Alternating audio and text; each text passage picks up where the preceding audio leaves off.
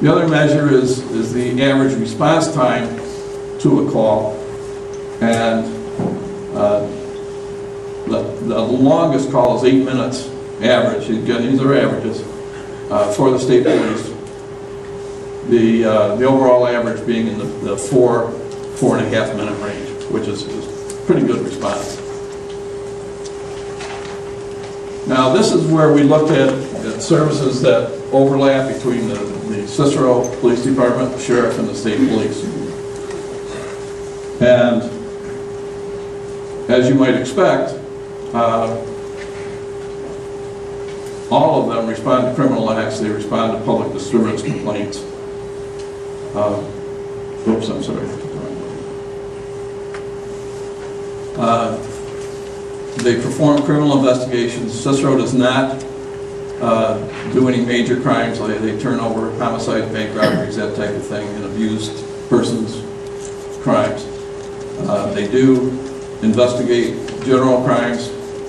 They have plainclothes and undercover investigators. They do internet crime investigation, forensics, and so on. So there are all agencies doing the same types of functions depending on who received the call. And that holds true for all of these. Most of these are administrative, but there are a couple of them that are calls, home, car lockout, that kind of thing. So you can get an idea of who is providing, or who is able to provide what services for the town. E-policing is unique to Cicero. And as I said, that's an email broadcast if you sign up for it to get notification of crimes that have taken place in the town. Facebook, I must admit I'm not familiar with that, so I'll pass on that one. They do help with public events and home and business safety. So there are things that are unique to the town of Cicero that are provided only by the Cicero PD.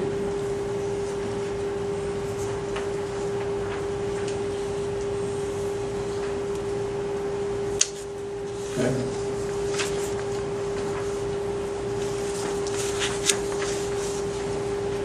The cost of the sheriff, he has total responsibility for all towns in the county. So whether a town has a police department or not, the sheriff is still responsible for providing police services to that town. And in fact, the town of Cicero has, the majority of the time, a patrol car from the sheriff assigned to the town. And every town contributes to that, the sheriff's operational budget. So whether that service is used or not, we're going to pay for it. And as I said, Cicero is assessed for $2.47 million. And you can see the differences in some of the towns, what their assessment is. It's based on the assessments for the town, the property assessments. And the asterisks after, like Syracuse, Camillus, Cicero, Clay, those towns also have a local police department. The majority of the towns in the county do not.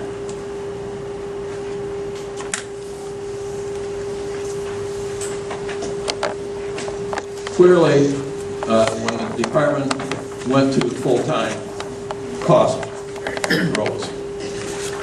And they had to have more vehicles, more officers, and more salary expenditures,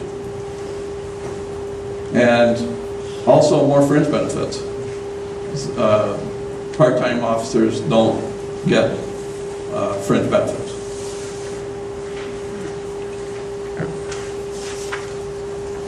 Another area that is a cost item is there's a concern that people can file lawsuits, which they have. There are some lawsuits currently pending with the town.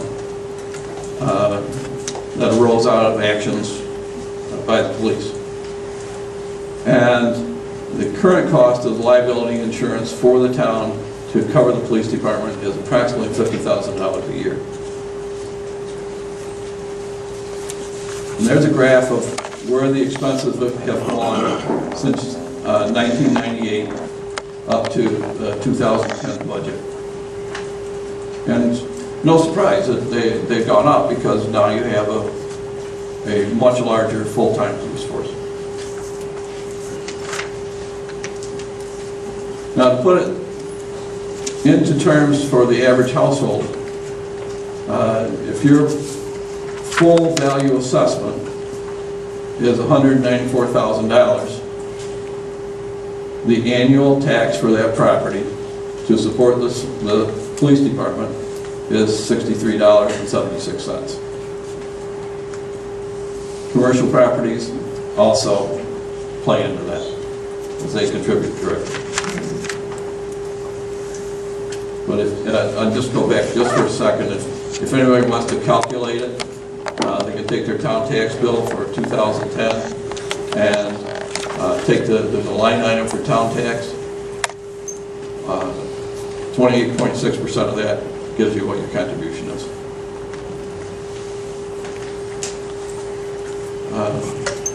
The salaries are set according to the PBA contract, and generally, as we'll see, they're based on time of service in the department. This is out of the contract. The way that this works is when an officer comes in, the first year they are probationary, and then the second year they move down to step 1, and the arrow indicates how they progress through this chart. So in the second year they would be on step 1, year 2009, third year, step 2, year 2010. And for those of you who are interested in percentages, those are the percentages of increase through that progression. And this is from the 2008-2010 salary schedule.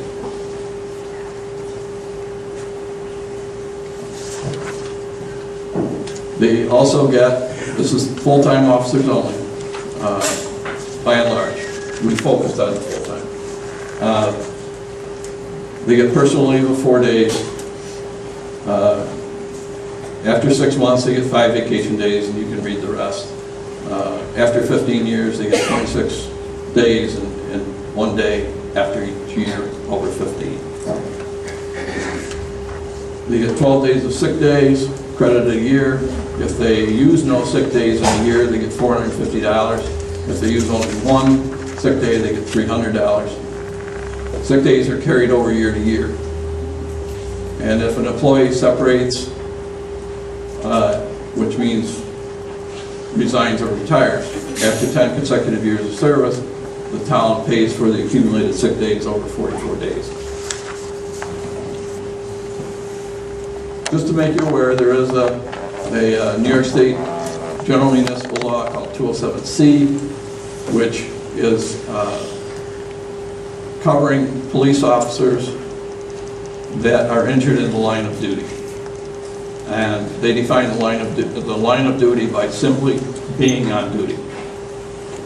And if they are deemed to be disabled, the town has to pay their full salary and fringes until that person dies. So I just leave that information with you. It's not a trivial item. The town also is responsible for, and this is, again, these are contractual. The town is also responsible for paying a portion of the health insurance for each officer. And this is the grid that shows what the current 2010 costs are. It has already been announced that health insurance costs are going to increase 18.5% for 2011.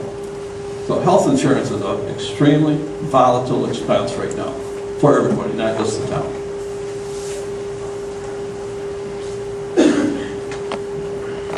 The town also has to pay a portion of health insurance for retiring officers. And if an officer has 10 consecutive years of full-time service, the town will pay a portion of their health insurance for the rest of their life. And there's a sliding scale, and I'll show you that next. And that also covers their dependents, wife and children. So that an officer is eligible to retire after 20 years, regardless of age. So the town can be paying those premiums for 40 to 50 years on an individual. And this is the grid that it starts out, if they retire 55 or younger. So actually you could have a person retiring at age 45. And the town pays 50% of their health insurance until they reach age 55, or 56, I'm sorry. And then as you can see, it goes up 5% a year until they reach age 63, where the town pays the maximum of 88% of their health insurance for the rest of their life. The only caveat in there that I saw is if they take another position that has better health insurance coverage, then there's an escape clause. But I'm not sure if that applies after they leave that position. So that's something that Tony would have to pass on. So what this means is that if an officer retires at age 45, the cost to the town for his life expectancy, and we're using 80 years as a threshold, which the new threshold for insurance now is 85. So we tried to be conservative in our estimates. These are the numbers that the town can expect to pay over that period of time, depending on the coverage for that person.